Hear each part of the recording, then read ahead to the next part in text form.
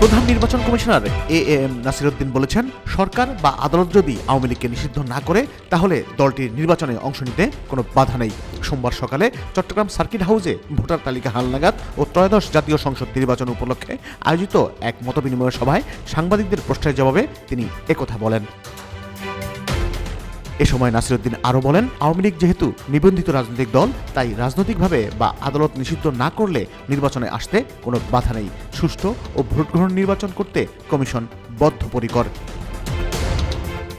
CEC বলেন, এখন নির্বাচন কমিশন সম্পূর্ণ স্বাধীন। ডানে বামের বা বহির্বিশ্বের কোনো চাপ নেই। এখন আমরা বিবেকের চাপে আছি। এ দেশে ভালো নির্বাচন করাও সম্ভব, খারাপ নির্বাচন করাও সম্ভব। বিগত নির্বাচন কমিশনকে শাস্তির আওতায় আনার চিন্তা ভাবনা আছে কিনা জানতে চাইলে তিনি বলেন, এটা নির্বাচন সংস্কার কমিশনের বিষয়।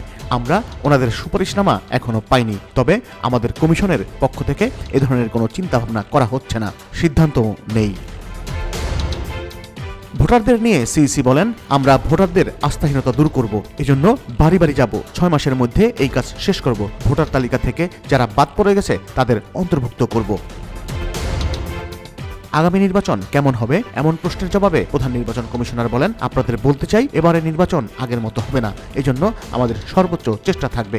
এজন্য সবার সহযোগিতা চাই আমরা।